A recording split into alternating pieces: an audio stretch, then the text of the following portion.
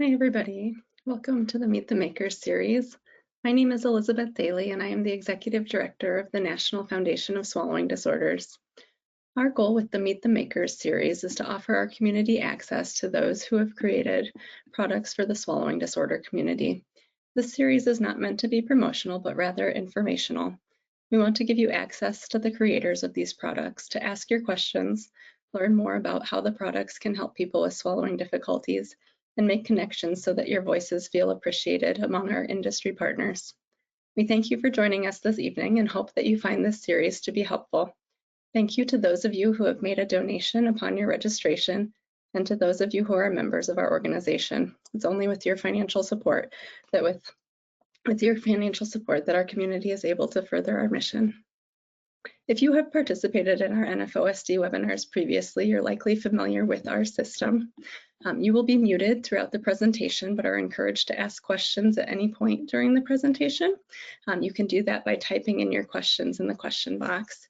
There's 30 minutes reserved on this call for questions, so please don't be shy about asking. We will record this presentation and make it available on our website within the next few days. No ASHA CEUs are provided, but we are happy to provide you with our certificate of participation following the broadcast. SimplyThick has kindly provided us with 5 copies of their new cookbook, which I'm sure John will mention during his presentation. At the start of the Q&A section, we will randomly select 5 participants on the call to receive an electronic copy of the Modern Dysphagia cookbook. And with that, I want to provide a reminder that tonight's broadcast is for informational and educational purposes. Both the NFOSD and tonight's speakers do not intend to provide any diagnostic or treatment advice or recommendations. If you need assistance identifying a swallowing specialist, please reach out to us via email. And now it's my pleasure to introduce John Holahan, the SimplyThick founder. John founded SimplyThick in 2001 after working for several thickener companies before entering business school, where he developed the idea to design a product that could better meet the needs of people living with swallowing disorders. John has presented to many organizations, including the NFOSD previously, on the topics of IDDSI, dysphagia, thickeners, and the science of the flow of liquids. And with that, John, I will turn this over to you. Thanks, Elizabeth. Greatly appreciate it. Welcome, everyone. Glad you're all here. I'm very excited to be here today. And let's just get going.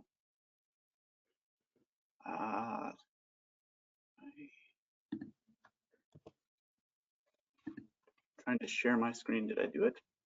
That's good. Not quite yet, but I can see and hear you. You know, if you need to make you the presenter here, I can do that and you'll see it pop up quick. All right, show my screen. There we go. All right.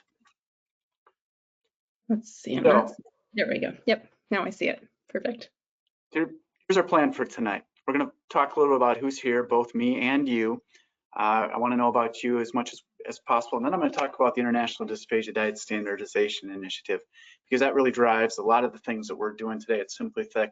And it's come along and helped us educate people on thickeners, what they can do both with liquids and solids. We'll talk about what it is, why it's awesome.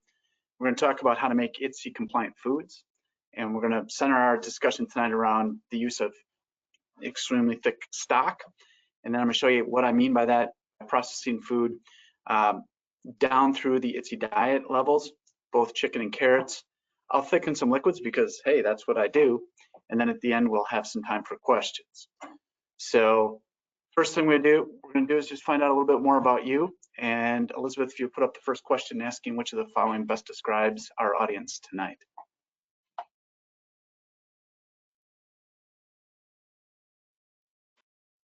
Give the poll just a few more seconds here to run, and then I'll share the responses with everybody here, John. Okay. All right, I'm going to close the poll here in just a second. All right, and now I'll share the results. So hopefully you can see that on your screen. It looks like 50% of the participants tonight are SLPs, and then about 20% are caregivers or a loved one of somebody with dysphagia, and then about 13% are people with dysphagia. Okay, good. Sounds like a good crowd. I'll tell you a little bit more about me because that's only fair, right? I have a degree in paper engineering, which seems like a strange way to end up here in front of you tonight, but like Elizabeth said, I got hired by the world's largest xanthan gum manufacturer, and I heard about the world of dysphagia. And really, when I graduated, we had an entrepreneurship class, and we needed an idea. So I said, we'll make a better thickener for people with dysphagia.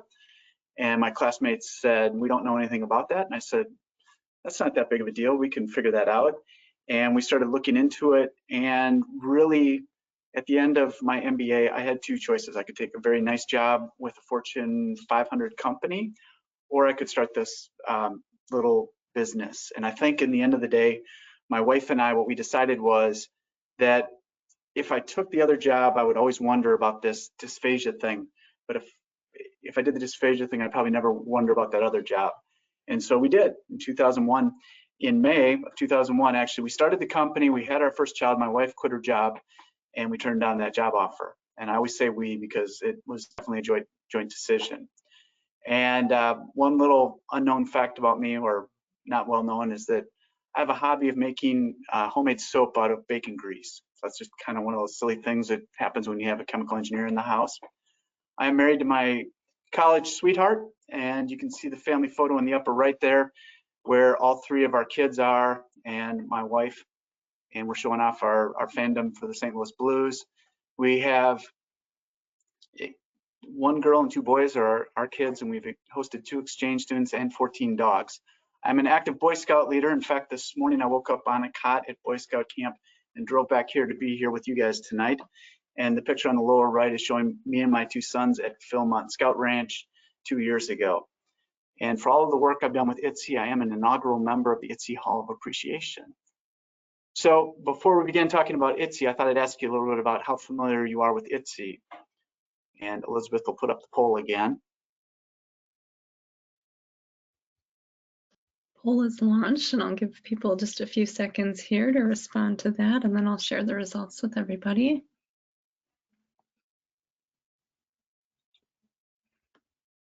All right, I'm going to close the poll here, and I'll share the results.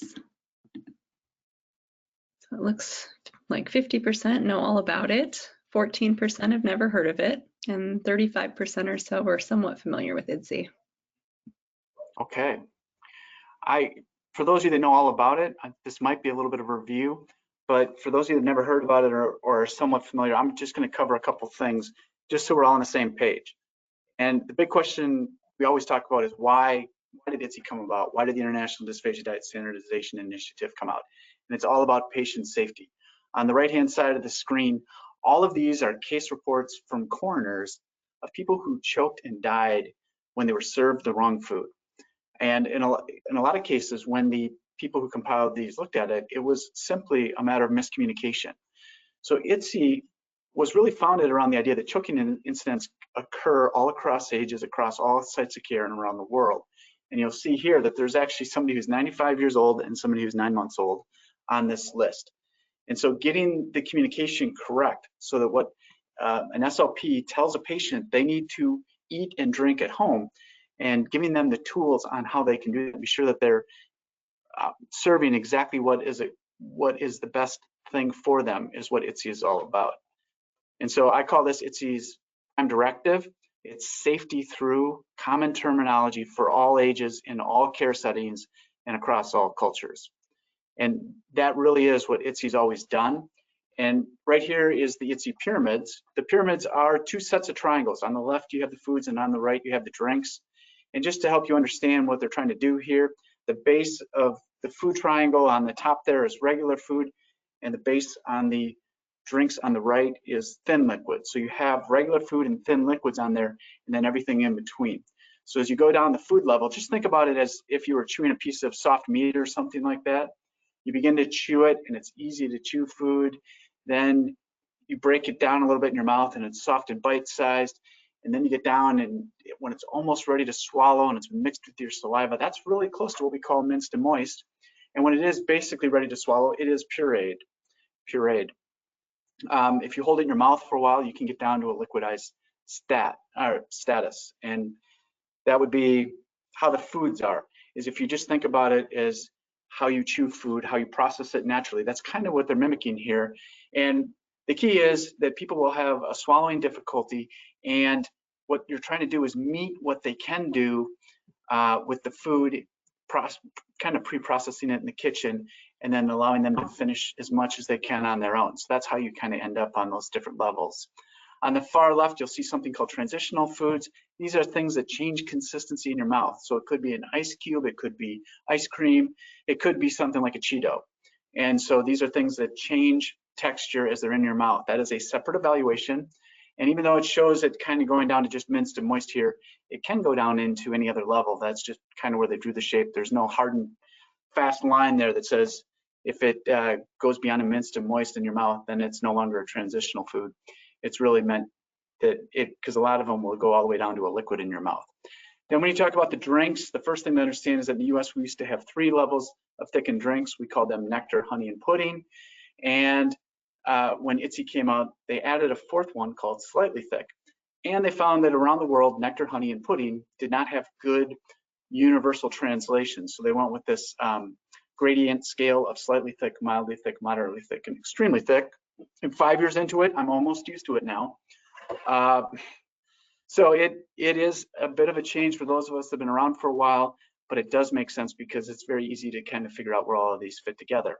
One final note, slightly thick is something that came from the world of pediatrics, but that does not mean that it's a pediatric texture or a pediatric thickness level. What it does mean is that it is on the pyramid and you can put anybody on it. So it is something that's kind of in between nectar and thin liquids. And from what I've heard, there's a lot of utility for that. And since we always want to minimize the thickness level that people need, it's a great level for people. You'll see in the middle that levels 3 and 4 cross over. They're on both pyramids. And that is meant to mean that their physical characteristics are very similar. It does not mean that if you're on pureed foods, you have to be on extremely thick liquids. The food and drink evaluations are completely separate. And a final thing about this is that this is a standardization of terminology, description, and testing methods. It's not to be considered a prescription. And one of the things that we mean about that, and the thing that I always think about for this particular thing is the banana. Because a banana, as you all know, can be very hard and green, or it can be super soft and mushy and almost not even a solid. And so if you have bananas, where would bananas fit on the scale? Well, it really depends on the testing methods and how it tests today. So are bananas on the menu? It's going to depend on what the bananas are that you have. And that brings me to the final point here, which is that IDDSI's most outstanding feature is their testing methods.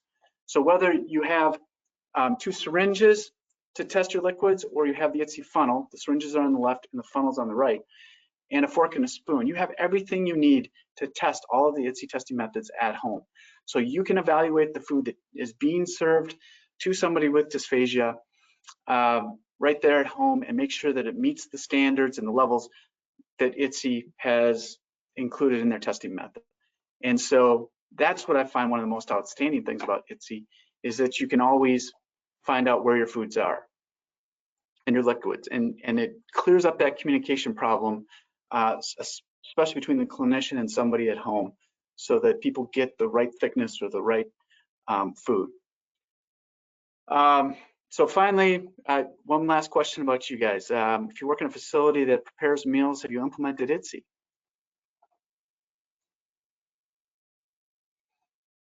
And Elizabeth, you got that one going? Yep, okay. It's launched here, and I'll give people a few seconds to respond, and then I'll share the results.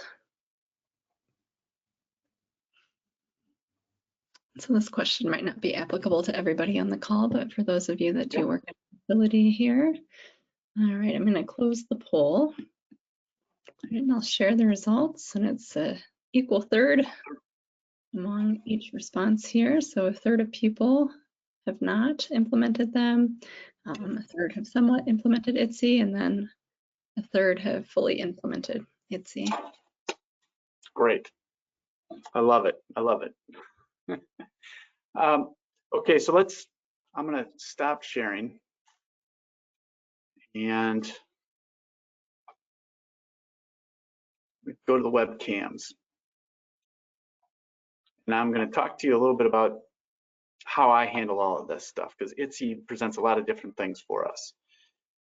And so first thing, sorry, I turned off my webcam.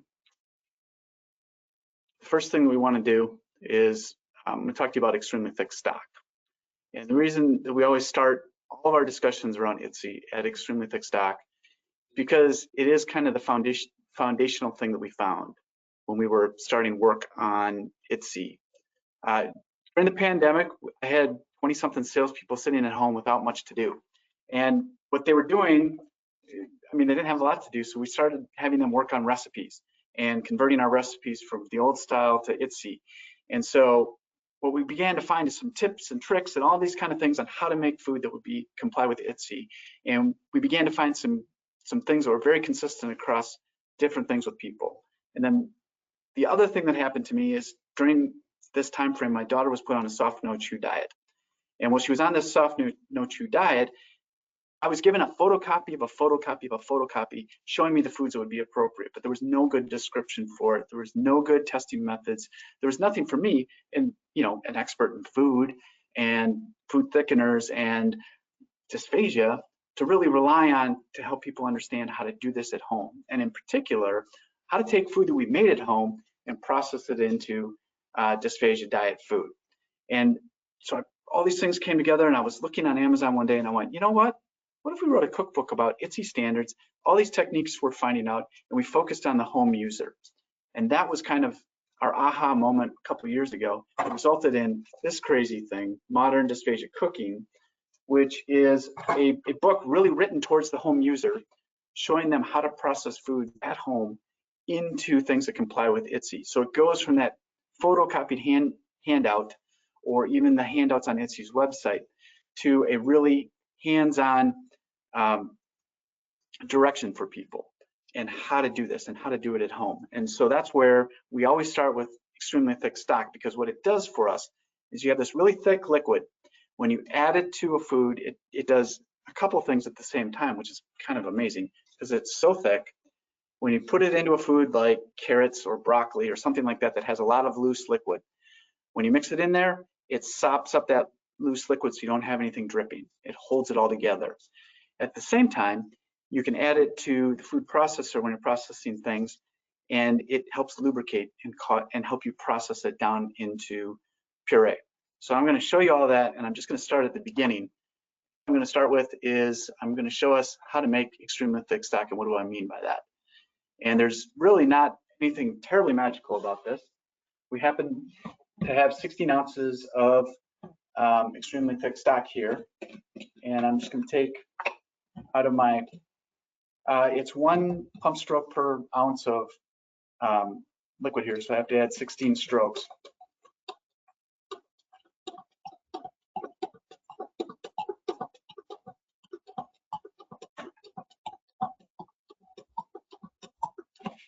And then also I'm going to do is I put the cover on and I just give it a shake. And that's all we need to do to make this extremely thick stock.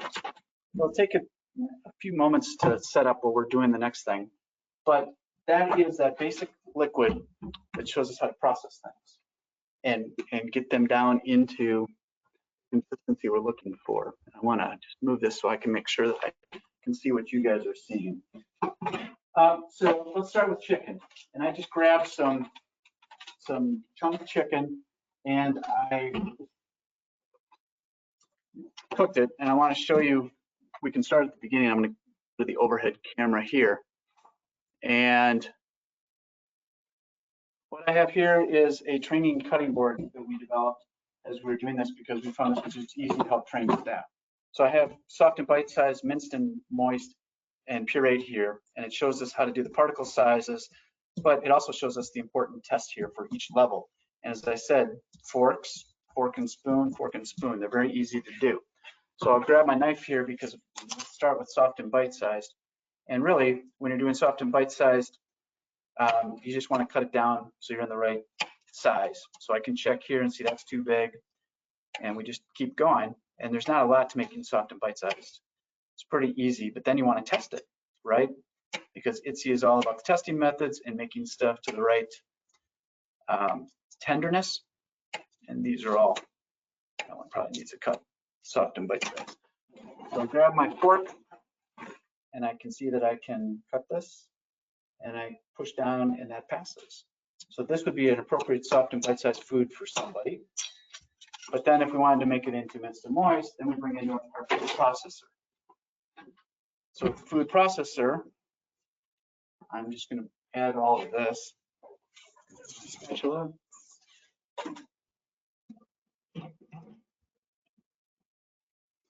This is not going to take very much. Just pulse it a couple times, really.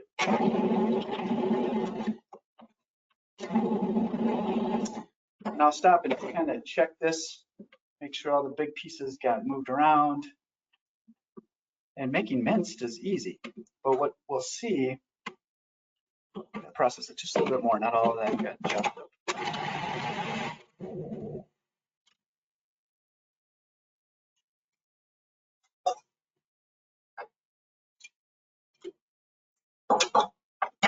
So now we have stuff that's nicely minced. And again, when we grab our fork, you can see that it's the right particle size, but you see how dry that is? See how it doesn't, it's not really moist. It's got that minced part down, but not that moist. So I'm gonna take a little bit here. Let me show you what the magic of extremely thick stock does for us. And what I'm gonna do actually is first I will do this here. We just put in some extremely thick stock. We mix that in. You can see right away that begins to change the texture and the consistency. So now it's got that moistness to it and it's sticking together in the right way. So it's not that dry, flaky stuff. It's minced and it's moist. I'd add a little bit more. That's just kind of an opinion at this point.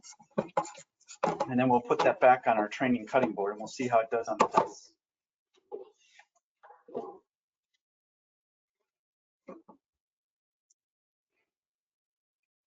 Some here, and I can see that it fits between the tines of the fork, so it's got the right particle size. And when I grab a spoon, and I can see that it comes off the spoon really cleanly in a nice bunch. So that's how you make minced and moist, again, using that extremely thick stock. Now, you may notice that if I run this food processor quite a bit, this food never really processes beyond this minute. It just kind of stays there and keeps doing the same thing. I'm going to switch my webcam view a little bit. So I want you to see this. When we add the extremely thick stock, it is going to change the texture and the consistency. You'll see it process down the puree very quickly. See how that character just kind of becomes a rolling, and it processes down very quickly and becomes smooth. And that's what I mean by lubricate. And it becomes something where you're just kind of watching and you get to learn how it processes. And I can see that there's a big ball kind of rolling around in there. I want to come in here and just kind of break that up. And that's what we do. It's just a few times processing. Then you can see it. It's a nice flow going again. Switch back to that overhead look for you.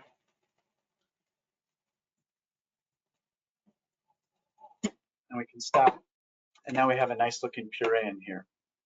Everything's pretty well smoothed out. Let's see if that might be a little sticky. You might have to add some more extremely thick stock. Yep, let's do that. And this is kind of an art. There's not hard and fast rules on this because there's the testing methods that will tell us if we've gotten it so it's not sticky, and that's what we're looking for. You know, we got the testing methods. Now it's coming off much better.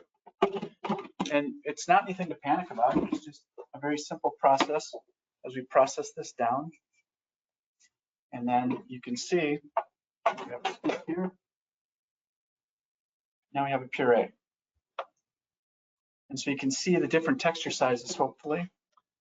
If I lift this up a little bit, maybe you can see a little better between soft and bite size, minced and moist, and then the puree. And the trick with puree is to have it so it comes off a spoon mostly clean pretty easily. So that's pretty good. So as you can see, it's a very simple thing. These are the techniques we learned. We love to share these with people. In fact, in 2 weeks on Tuesday night, I forget what day of the week that is, we're going to do a full 2-hour webinar, Preparing Food Live, between myself and Lori Berger. And it's more detailed demonstrations than we're getting here tonight. I only have 30 minutes, so I don't get to do as much. I'm going to show you carrots. And so if you're interested in that, I think Elizabeth will send out an email, or you can go to our website and check our webinar page. And there's a slight registration fee because we send you a kit of things so that you can do some testing on your own at home and you can learn the process. So with carrots, I should have started with cutting these. I was too busy talking. Sometimes I get carried away. And so with carrots like this, we just kind of put some here. And again, it's very simple. We're going to just cut it up into pieces. Very easy knife work when you have soft carrots. You want to just get them down to the right size. Then you have soft and bite-sized. And I'm not the world's best knife work person, but even I can get it done, and it works pretty well. So then you have some stuff that's all, we got the squares to show us what soft and bite-sized sizes are supposed to be. IDDSI has much more details when you go to their website. You can see what they're telling you to do and how big it's supposed to be, but it's 15 millimeters by 15 millimeters. It's the size of a normal adult human thumbnail, but we like to have this cutting board so you can just check and be sure. So we'll put these back with the carrots, and then we will mince these.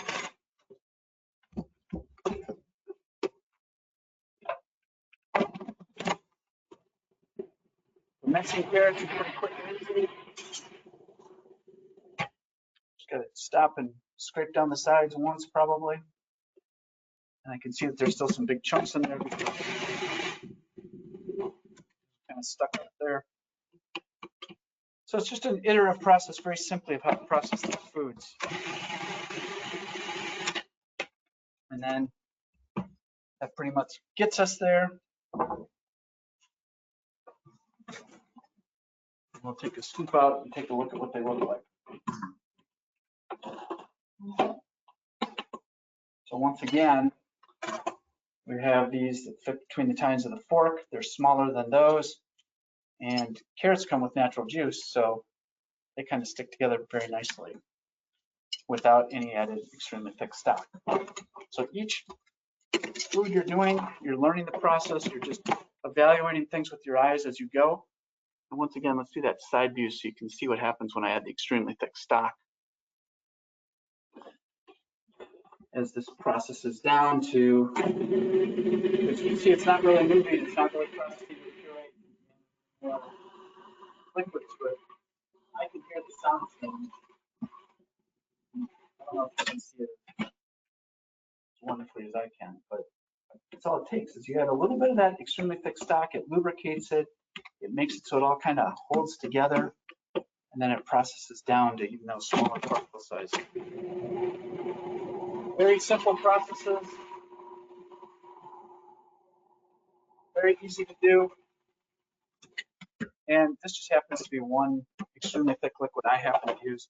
It does not particularly matter if you use different extremely thick liquids. We happen to like to use extremely thick stock. You could use a barbecue sauce if you were doing some meat or something like that. There's nothing magical about it. Just having that extremely thick liquid there to help you process the food is kind of the key. So you got something that's nice and smooth, comes off the spoon very easily. And again, you have that nice particle size of all the three different foods. So that's kind of a good overview of how to process food. We're running a little bit low on time, I could see already. I just have so much fun. So let's take a look here and let's just show you really quick one of the fun things I like. For those of you that have been in the industry for a long time, SimplyThick is very easy to do a thickness level. One of the things people always told me we couldn't do was thicken laxatives. So in particular, Miralax has a reaction that breaks it down any starch thickener. So if you put some Miralax in your water and you just mix it real simply, you still can thicken it because SimplyThick is a thickener. Really, when I was looking at SimplyThick and what I knew about xanthan gum is that it was the most compatible thickener with the most beverages and the most pHs in the food industry. And that's why I picked it 22 years ago to be the thickener for SimplyThick. I'm going to make this moderately thick. And you'll see that it thickens very easily. It's not a problem at all. It's just a matter of mixing it for 45 seconds, maybe 60 seconds. And this is the type of thing I love to demonstrate. I kind of every day post a video on TikTok showing people how to do this. Sometimes I do some food, sometimes I do the liquids. Most of the time I do the liquids, and just showing people all the different things you can thicken because it's so easy and simple. And then, like I told you, with IDDSI, we have test methods. So I have a funnel right here to test with, and then you pour this in here. We'll see if I mixed it long enough. Make it moderately thick. And so with IDDSI, you put 10 milliliters in the funnel or the syringe, and then you let it run for 10 seconds. And then you see how much is left in there. And I can tell basically by how slow this is dripping that this will definitely be a level 3 moderately thick liquid when we're done. And that's the 10 seconds, and it, you can see it's up here. So it is a level 3 moderately thick liquid, and that's how nice and easy it is to thicken different beverages. People with swallowing problems, I always feel like they should be able to enjoy any liquid they used to. If you're somebody who used to enjoy drinking, shall we say, vodka, I just think you should be able to have some vodka.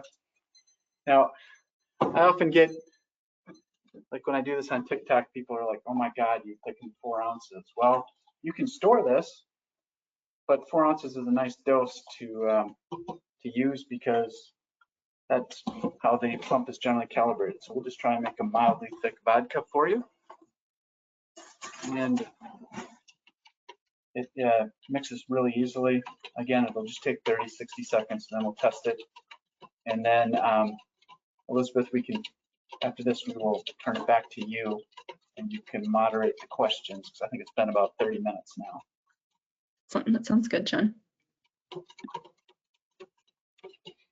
So you can see it, and xanthan gum works in all these different things. It's very easy. And why did we make a liquid? We made a liquid because powders always clump. They always do. It's like one of the first things I learned thickening things and how to mix xanthan gum in when I was first hired by that xanthan gum company, was that you had to mix things just right. Otherwise, you'd get lumps and clumps. And so when I see powders out there, I'm always amazed they have people at home that are trying to thicken things from powder. It just leads to clumps and lumps, and it's just not a good thing. And I can see that I got to mix this just a little bit more. What happens? And again, that's the beauty of having test methods. You can test these before you serve them. You can make sure you have the thickness right. You can make sure you measured it right.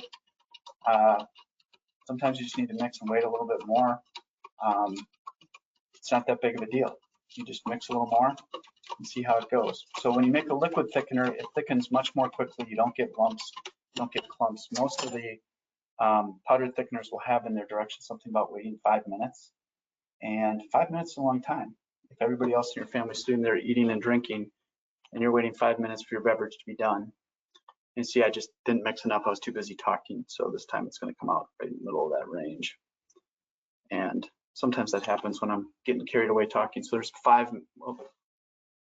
about 5 milliliters there. I don't know if you can see that exactly, but it is mildly thick. And then you can store this and you can drink it. You would have your mildly thick vodka. So Elizabeth, do we want to go to questions, or should I just keep thickening things because nobody has questions? We have a few questions that have come in related to your demonstrations here. So if it's okay to ask some of those. Yep. The first one here goes back to when you were making the extremely thick stock. Question is wondering if you can use any type of broth or a specific brand. We use any of them. Sometimes I use chicken broth, sometimes I use vegetable broth. If you had fish broth, you could use that too. That's one of the benefits of xanthan gum is it will thicken all of those pretty consistently without any problem. Excellent. And then the next question here is asking about the food processor that you're using. What is the brand and size of that? Ooh, that is a Cuisinart 14-cup processor. I could look in the book and figure out exactly what the model number is if that was really important, but definitely it's something that when we were in the process of writing these recipes, it was something that we had to standardize, getting that Cuisinart 14-cup. And the reason we picked it is because it's easily available everywhere in the country.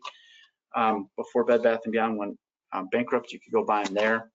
And it turned out having the same food processor and sharp blades was an extremely important part of processing these foods.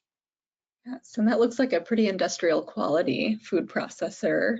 It's consumer grade. It really Okay. is. But it's good enough quality that I have friends that own restaurants that will use them because they wear out after a year and they're only like, I'm going to say $200, $250. And so they always thought it was better to buy that than to buy the fancy industrial strength ones that are like, you know, a few $1,000s. They would just go through them because you're right, it is pretty hardy. Excellent. How long, if somebody were using this for each meal, would you expect that food processor to last for? I'd expect it to last several years. You know, my friend that has a restaurant, they're using it every day and a lot more than just processing a few things for some meals. Because what you're going to do, you may or may not just make one serving of food. You can freeze these and then thaw them and have them the right consistency. So they are freezable and reusable, so you can have leftovers when you make it.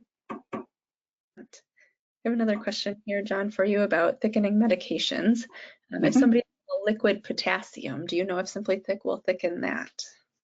I would guess a liquid potassium would be fine. Generally, what you have to watch out for with thickening medications is that xanthan gum is anionic, meaning it has a negative charge. Something that is a cationic drug, having a positive charge, a strong positive charge, can react with the xanthan gum. And then they're just not compatible. There's a lot of drugs that are. A lot of times looking at the liquid formulation, you can tell by what other ingredients are in there. A lot of them will have a thickener like xanthan gum or sodium carboxymethylcellulose or something like that. So it's good to ask the pharmacist. Usually they know more about fancy things like the pharmacokinetics and absorption and things like that. And then they usually call us and we tell them what our concerns are, which is, you know, is it cationic drug? Because we have an anionic thickener, and then a judgment call will be made. But a liquid potassium, I would guess just off the cuff that it's probably fine, because that's a monovalent cation. Wouldn't be a problem. Okay. I should say xanthan gum comes as a mixed potassium sodium salt, so I know it's highly compatible with potassium. Thank you. I'm going to skip this next question and come back to it because somebody's asking about thickening carbonated beverages, and I'm sure you could demonstrate that too. Oh yeah, oh yeah. I'll come back to that one here in just a minute. Okay. Go through a couple more. Kind of an off-topic one here. Wondering about your shirt. Is there any way that? Oh, wondering about my shirt. Yes. I love IDDSI so much that I designed my own shirt, and you can get one. I don't even know if anybody else ever bought one, but I just keep telling people it. The acronym is Print All Over Me. So that's PAOM.com, Print All Over Me. And if you just search on there, it says IDDSI, you know, IDDSI, and then you can order it. And it takes about 6 weeks because they're one-offs. You know, like they print all the fabric and then they sew it and they ship it to you. This is my second one. My first one, after wearing it all the time for 4 or 5 years, it finally wore out. But yeah, it's my geeky shirt. It's really cool in a very small little part of the world. Yes. Very nice. A question for you here. If there is a skilled nursing facility that's interested in transitioning from the National Dysphagia diet to IDDSI, where do they start? I would start at IDDSI.org. They have wonderful resources, including, and here's the trick, okay? There's the official IDDSI stuff, which is kind of international and global, and there's great information there, but it's kind of at a high level. When you scroll down to the bottom of the homepage, you will see country names, and there's things in there called reference groups, and those are local people developing local resources. And like some of the IDDSI terminology is international, like even their name is Standardisation with an S, not with a Z. So when you scroll down in there, you will find that the US people have put together resources specifically for how to transition in the US. And included in there, they will have an IDDSI 101 webinar. They have short webinars. They have things for training your staff,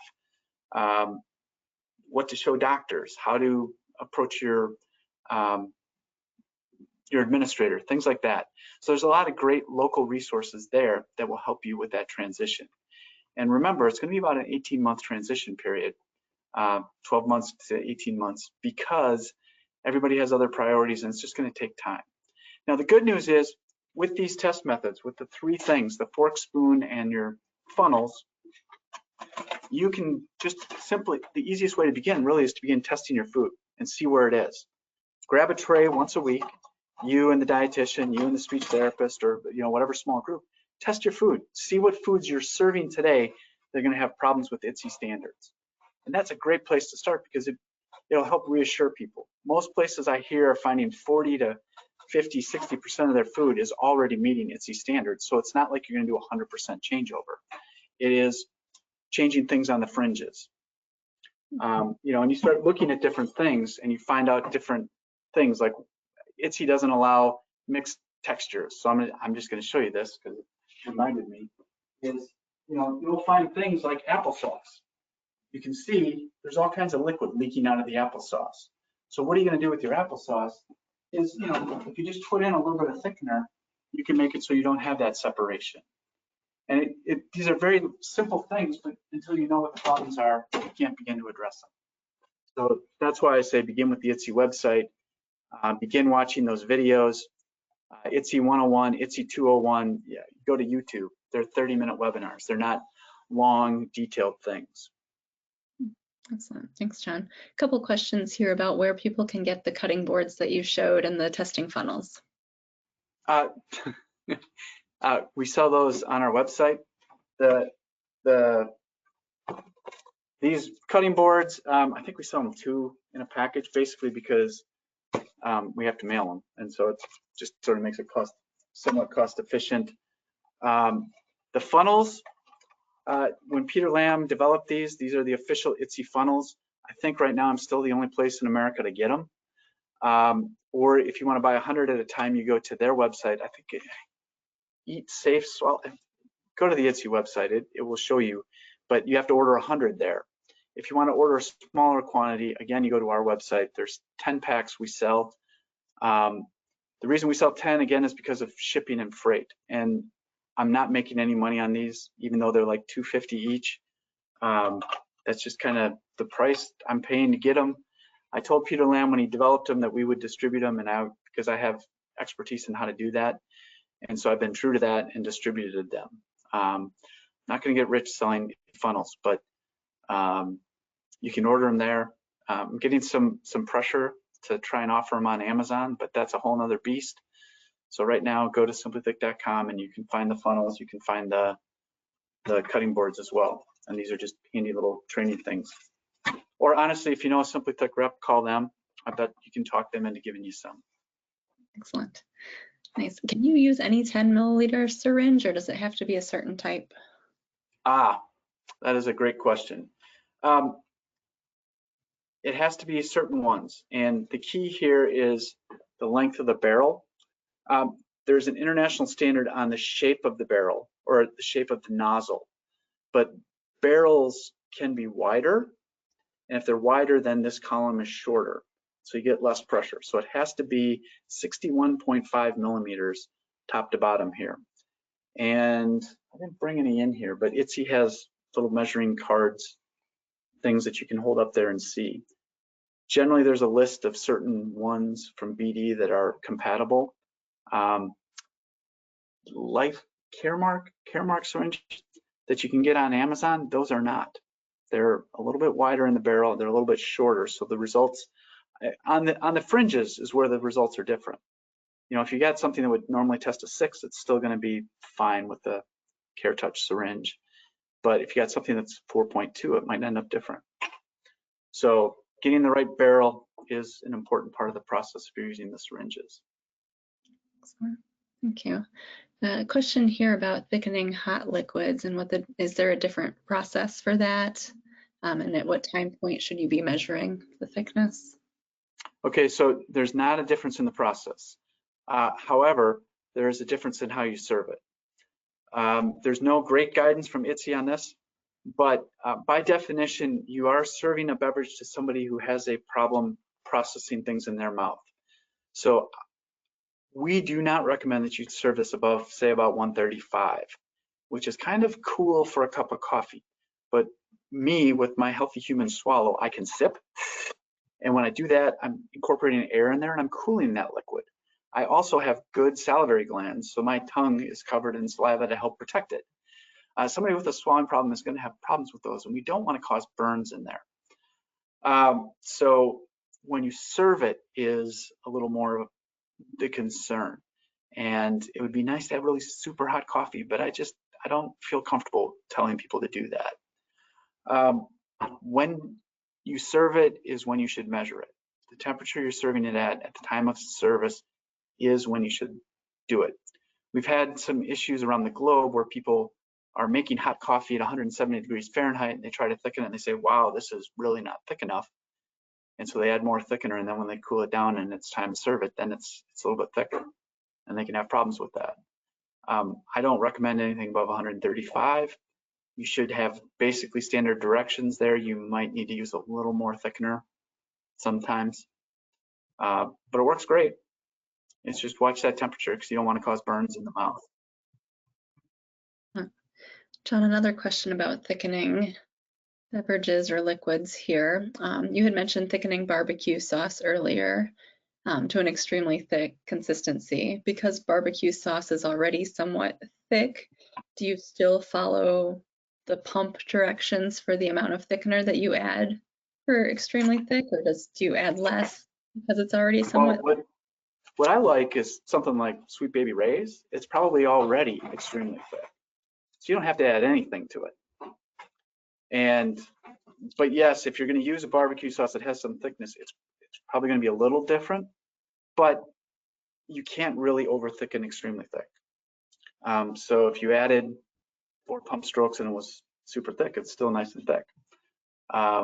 You probably could get away with 3 pump strokes, but you have your test methods. You got your fork and your spoon to evaluate a level 4 liquid.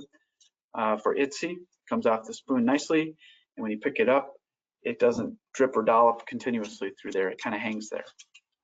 Excellent, thanks. And now that it's summer here in the United States, we have several questions about thickening ice cream. Is there a way to thicken ice cream? There is. And basically what you do is you soften the ice cream. A lot of times, the more inexpensive the ice cream is, the more fillers they've put in there.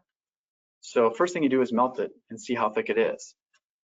And sometimes you'll find they're pretty thick all by themselves. I don't know if you've ever taken like a McDonald's milkshake and just let it warm up. It kind of stays milkshake consistency. And that means they have a lot of thickener in there already. So you're going to have to probably adapt the recipe a little bit.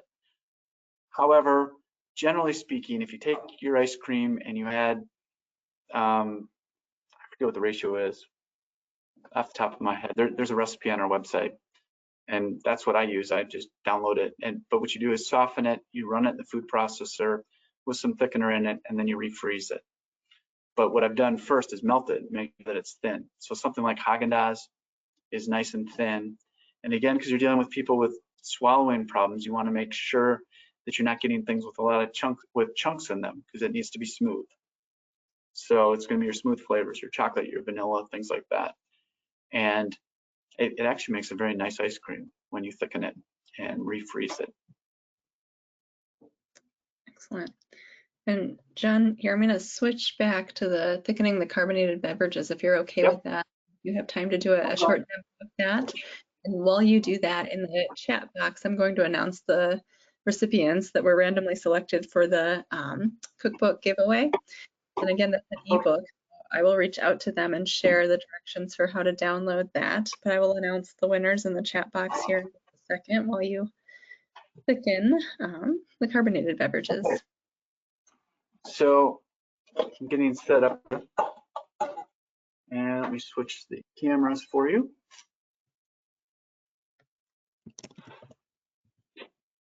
All right, I'm gonna lower this a little bit. All right, so to thicken carbonated beverages, we're going to use 2 cups. And the reason we use 2 cups is because something in the can, I just happened to grab a Monster that was in the fridge here. Monster is carbonated. when they are in the can, they have more carbonation than you need to drink and feel that thickness on your palate. So we take some of the carbonation out of here, because when a beverage is releasing carbonation and the beverage is thickened, guess what? That thickening is going to just hold that bubble in place. You're going to end up with a foam. So to do this technique, we started out with the goal of having the minimum amount of head on top of the beverage when we finished.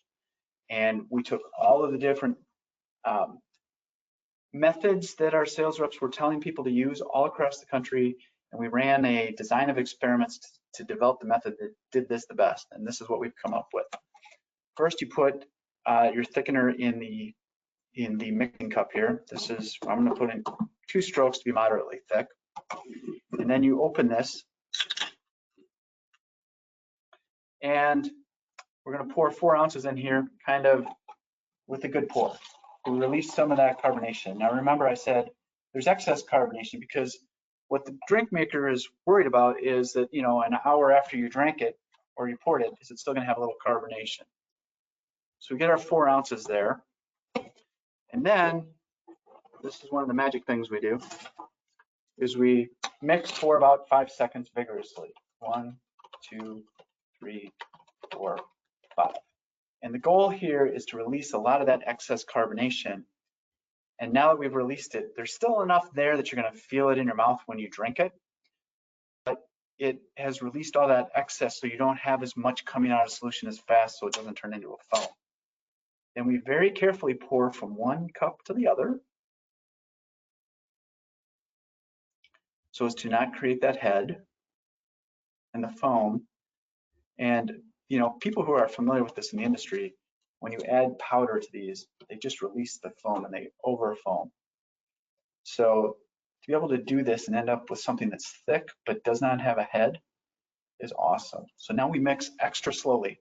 Hopefully you can tell this is slower than I was mixing before. And I like to do figure 8s as well. It gets better agitation. You don't have to. Sometimes to do extremely thick, you really do need to just get it mixed in. But it's still only going to take about a minute to thicken. And this is somewhere where you have to trust your process. I'm not going to be able to test this in a funnel, because these air bubbles are going to come out and they can clog the nozzle and slow down the flow time. So you would get inaccurate results. And then the idea is that you have something, and if you released enough foam, it isn't going to turn into a foam here. If you didn't release enough, sometimes they still turn into foams. But either way, when the patient drinks it, they can still feel that foam. And here's a bonus tip. Not only that, I have a thickened carbonated beverage, but let's say that you happen to be somebody who likes ice cubes. I have some moderately thick water that I thickened earlier. I put into my ice cube tray, and you can take out your ice cubes, hopefully. It's a problem with live shows, right? I'm just going to do this because nobody's going to drink it, actually. And then you can put in your ice cubes. Now you have an ice cold thickened beverage that's carbonated, and then the ice cubes melt into moderately thick, so you still have a moderately thick liquid. That's how we do it. And when we designed this process, we actually put it on a poster at ASHA to show people how to do it, because we're pretty proud of the fact that you could get something that had no head. So it tastes fine. And yeah, I can feel the carbonation tickling the back of my throat. So it's there. Excellent. Thanks, John, for demonstrating that. A follow-up question to that. Somebody's asking whether you can thicken the ice cubes then to put in the soda or whatever beverage, carbonated beverage. That's what I did. Yep. I thickened the water and then I froze that. Okay. Thank you. So those are moderately thick ice cubes. Perfect. I just have a comment here from Angie. She said she absolutely loves the cookbook. She received it as an ebook, loved it so much that she gifted a hard copy to a friend. Well, thank you so much, Angie. I appreciate that. I do have a question here. If you could talk a little bit about the safety of using SimplyThick for infants or pediatrics. Well, we have a different formulation than we did about a decade ago. And pretty much we stay away from that, and we just leave that as a medical decision between doctor and patient. I don't have much of an opinion on it because I've done like no research or promotion for that use. Okay, thank you. And pediatrics again it goes all the way up to 17. So obviously once the GI tract has developed and things like that, concerns go down quite a bit. So I think once we used to say, don't use it with somebody under the age of 12. As time's gone on and people have gotten more familiar, the warning language has gotten down to don't use it without consulting with a medical professional, healthcare professional, something like that. Okay, I do have a question here. Somebody was once told that by thickening their beverages, they're being more dehydrated than they would be if they just drank regular water. Can you speak to the truth of that? That was a concern that came up in, say, 2001, 2002, and it's probably about 2008. Somebody published a paper, don't remember off the top of my head, Sharp is kind of the name that pops up, and it took a look at starch, gum, and regular water and could find no difference in the level of hydration of those various thickeners being fed to, I think that was a rat study. So there's no truth to that. Honestly, I think it was something that was created by a consultant for the starch companies when they wanted to argue against using gums, if I remember when I traced it back.